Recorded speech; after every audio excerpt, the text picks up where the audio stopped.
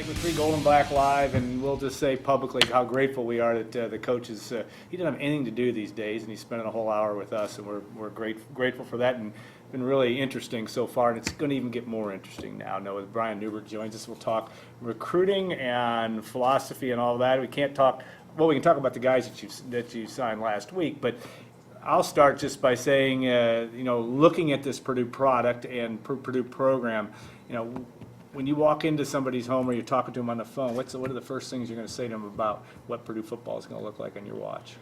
Well, I think you definitely have to make sure that you sell the product, and I think that the education at Purdue University is second to none, and the degree you get in your hand when you walk out of there is extremely valuable.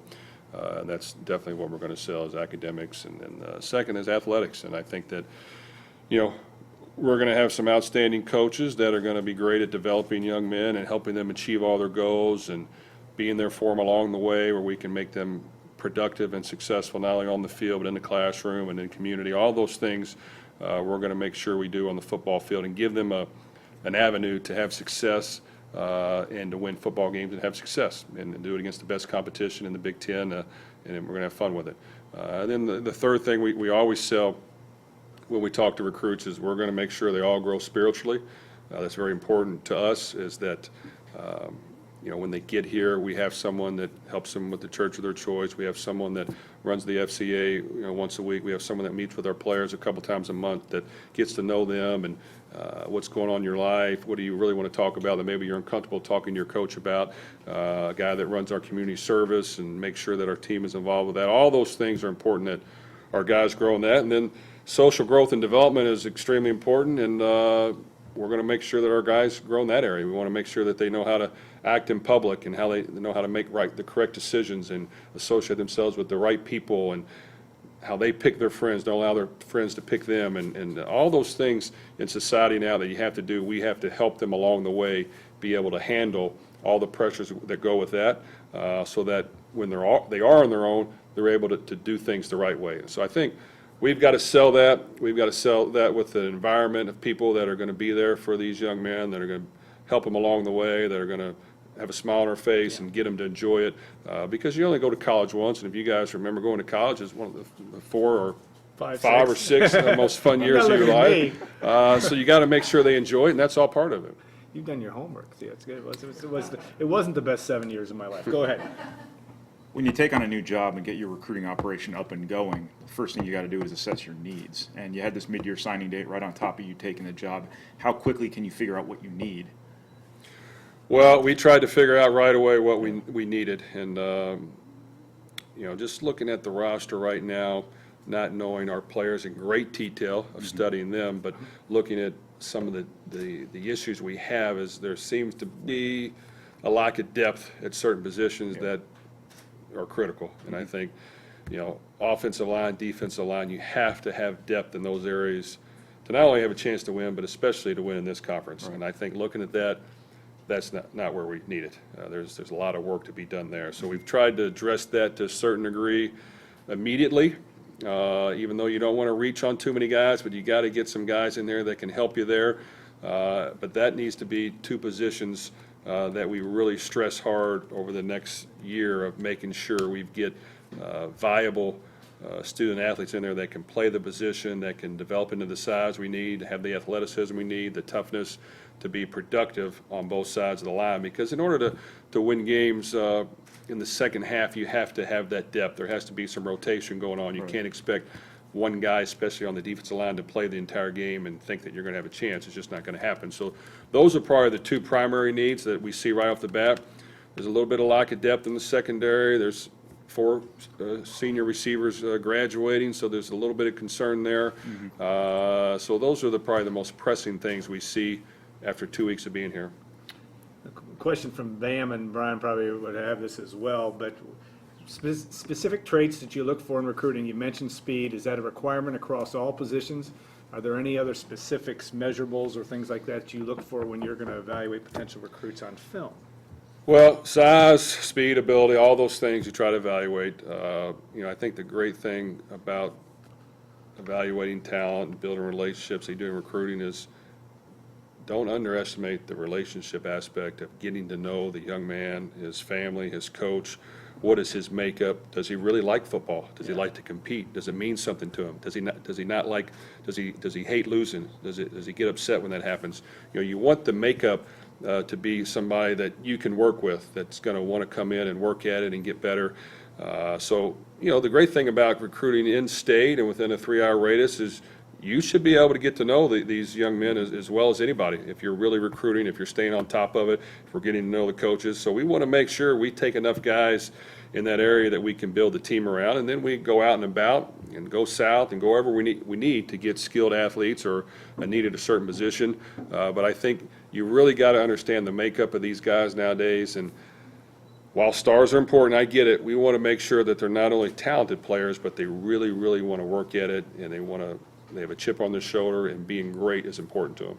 What do you believe to be the head coach's role in recruiting?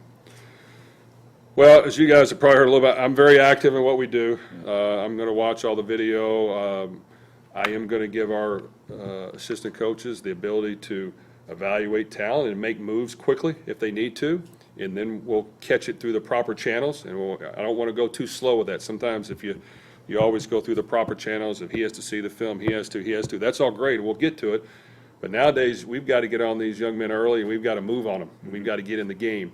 And then as we get in the game, then we'll evaluate it, and we'll make a pecking order. And, you know, if you ask anybody I've worked with, I'm always going to have a hit list of guys that we deal with. That's going to be our pecking order at each position, and we're going to try to stick to it to a certain degree, and we're going to make sure we're actively recruiting the ones we want, and we have a backup plan and a backup plan for that as well. But I think everyone has to be on the same page. But yes, I am going to make sure I'm evaluating the talent. I'm going to make sure I'm getting opinions from all our coaches and administrative people that are in the room. But I think you have to sit in the room with the full staff, everyone there, and you have to watch and sit through it and grind through the videotape and make sure that you have an idea not only of your guys, but of this coach's guys and this coach's guys. It can't just be all about who's signing who and all that. It's got to be, we got to get the best component of the best players we can, regardless of if Johnny over here has 6 of them and Bill over here has 2. You've got to get the best component of guys, and that's with everybody in the room watching, evaluating, making decisions. Everyone's seen everyone, and it can be tedious, but it has to be done, and you have to do it early, and it has to be a constant thing that we're doing. With 42 days, but who's counting till National Signing Day, and we're not counting. What's the strategy, though, of having to make this, get off the best start as you possibly can, because you are, by definition, you're behind. So, what do you do first? Well, there's a lot of catch up to be done, and I think in the 2 weeks I've been here, we've tried to catch up pretty fast, and I've seen some progress. We've been able to get some guys on board that we think will come in and provide some depth and give a chance to compete. We're on some others we're working hard at. We kind of, like I said before, we have a hit list of guys that we're on extremely hard right now, trying to get them to get in the boat and get them to get on board, because we like what we've seen. And some guys I've been recruiting for a while, some guys I didn't start till we got here. So we've kind of are hammering home at certain guys and trying to get them to pull the trigger as fast as we can. Some guys will, some guys you just got to stay on, but there are certain guys, as we're getting to know the full landscape, that we're really going to recruit extremely hard to try to get them to come to Purdue. Yeah, one question before I forget is, how do you know, especially for some of the non 3- and 4-star guys, maybe the guys that are role players, but how do you know? How can you determine that getting that scholarship to Purdue isn't going to be their peak moment? In other words, that they want to go further than just getting that scholarship. What things do you look for to say, hey, I know this guy's going has that ability to overachieve? Well, that's all about, getting to know the young men and knowing everything about their makeup and their coach and their family and their background. And there's, like you said, there's going to be some catch-up in that right now. But some guys we may have already known about and know a little bit about that, and that's always a plus. But that is an important trait. The guys that you get committed, you'd like to know, regardless of how many stars they have, that they want to take on the challenge of coming to Purdue and playing against the very best. And when you talk to them about playing against Michigan, Ohio State, Penn State, Michigan State, Nebraska, all those, you got to kind of hear it in their voice, see it in their eye, like, yeah, this is what I want. Yeah. This is what I can do. And sometimes, you know, it's not as obvious as you think, but you can get a feel sometimes of how important it is to certain people. And sometimes you got to go with your gut and say, no, I believe in this guy. And sometimes it works, sometimes it doesn't. But I think the more we can talk to these student athletes, the more we can get to know them, the more all of our coaches can be in the mix, I think the better job we'll do. What sort of role can the junior college market play at Purdue, both in the long term and the short term? And they're two different things, it seems like, in this Well, situation. traditionally, I try not to make sure we take too many guys in that aspect. Normally, we'll kind of just plug at certain positions of need that we have to do. You know, this year coming in, we'll probably end up signing a few more junior college guys than we normally would, but I think we're going to have to. We just need some bodies in here, especially if they can get in here mid-year and be here in January. A few others, maybe not till the summer, but we probably will sign a few more in that area this year than we'd like to. But as we get this thing going, we'd like to taper that back a little bit and make sure we're just doing it at certain needs. Yeah. You look at a question on the world has changed in recruiting over the last few years, where guys, you know, they don't sign until February 1st. Is everybody that's out there in the state of Indiana that might be committed? How do you honor their commitments to other schools, or how do you look for maybe a window of opportunity, somebody that might be kind of committed but not completely committed? Well, I think my first week on the job, I was able to get out into Indianapolis for 2 days and got a feel of the coaches and some of the players and where they're at, and we're going to be respectful about everything we do, but even guys committed, you know, we may make a call, or we may make a call to the coach and see if there is a window.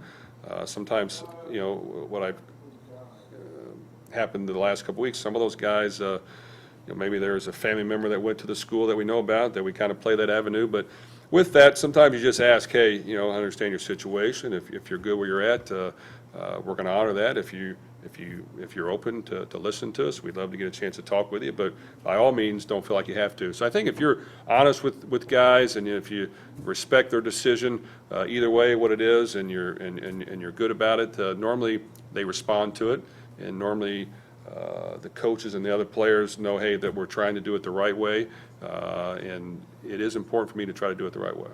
Social media has kind of changed the way coaches recruit. How have you sort of used that? Well, it's a valuable tool. I think nowadays, when you call someone on the phone, they're less likely to answer than if you Twitter them.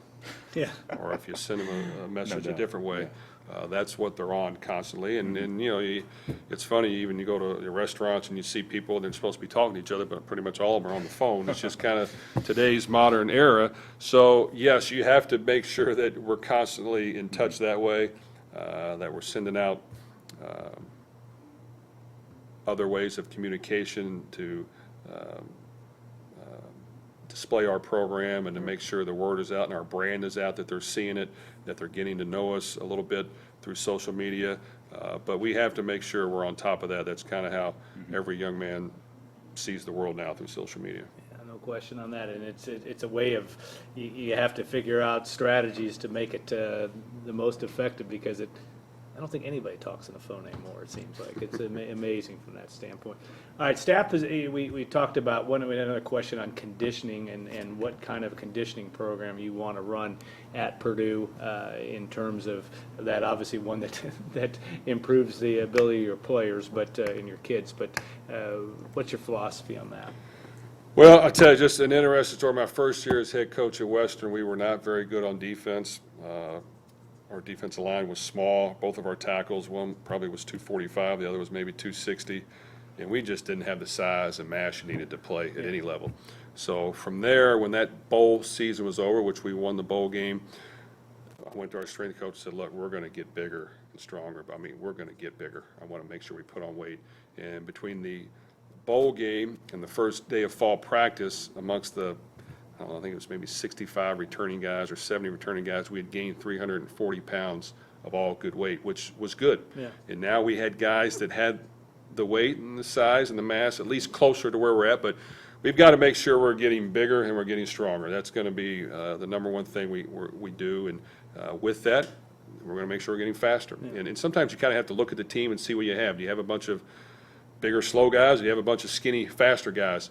And with that, you have to mold it to their need. And one thing we've tried to do is be very position specific in our training. We're going to train in much smaller groups in the off season to make sure everyone's getting their hands on them with our strength coaches. And we're going to do what we need to do, either get them bigger and stronger, or we're going to have them lose weight and get faster. But really, speed and strength are obviously 1 and 2, and I think you have to be able to run. I think if you want to be explosive and create big plays and do some special things on both sides of the ball, you have to be able to run, and that's critical. And then, I told our team at Western Kentucky, like last year, I went to an awards banquet. It's the Sammy Ball Award where Brandon Dowdy won it, and we went there. It was in Columbus, Ohio, and really half of it was an honor to Ohio State when they won the national championship, and about half of their team was there. And the one thing, when you looked at their players, every position they had on there, when you looked at their players, they were all thick. Yeah. I mean, all had thick, broad shoulders. It didn't matter if they're tall or short, they were big and strong. So we've got to make sure we're big and strong. And that makes a difference when you're playing against top competition, that you've got to be big and strong in every position. Yeah. One more time for me, but one How more. does the offensive reputation you bring with you to Purdue, how do you leverage that in recruiting? Well, I think it's important. What we try to do with that offense is, even our players on the team, we want them to enjoy practicing in that offense, where we play a lot of guys, our guys rotate themselves in, they all feel part of it, they all want the ball in their hands, and we're going to try to do that and make it fun and exciting to watch and play in. So I think when you're recruiting young men, especially the quarterback position, the skill position, hey, let's look at our numbers. Let's look at, how many yards are we putting up, how many touchdowns are we getting, what type of brand of football is that, how exciting is it to play in, are you going to be a receiver that goes to another school and blocks all the time, or are you going to come here and catch a lot of balls and be able to showcase what you're all about? With that said, I want our players to play with their own personality. I want our players to play with swagger. I want them to go out there and, I don't want to force them to play a certain way. I want them to have that individual freedom to, hey, this is who I am. Let me go out there and play the way I want, and I'll make plays for you. And I think as long as they're not getting us penalties and they're being respectful and playing within the rules, I want that personality and flavor on the field and that swagger on the field. And I think if you do that, players want to come and be a part of it. All right. You're done. You've been here for an hour and you've gotten through it, which I know you're going to have tougher challenges than this. But we really do appreciate your time. We wish you the best, you and your family, in your transition to West Lafayette and this area. But we're going to look forward to watching your teams play here and watch you recruit as well. So thanks so much for your time. We want to thank our sponsors, XXX, On the Hill but on the Level, a Purdue tradition since 1929. I promise if you take Brody there, he'll enjoy that as well. And of course, Hilton Garden Inn, when tomorrow's a big day, State HDI tonight. John Basham and the good folks at Basham Reynolds. And of course, State Farm agent Trent Johnson. No bigger Purdue fan than Trent Johnson. No bigger supporter of not only Gold and Black but Purdue. We'll look forward to going back to our regular weekly shows, which will happen in the second week of January. And Coach Brohm has agreed to do 7 straight shows right after that. No, just kidding. But we will have guests throughout, and probably get a chance also to meet some of the new assistant coaches as well after National Signing Day. We'll look forward to that opportunity too. So have a great holiday, everybody. We're thankful for all of you that watch and listen. And we'll look forward to seeing you in 2017, which will promise to be an interesting year in Purdue sports. Thanks again, and we'll see you next year on Gold and Black Live.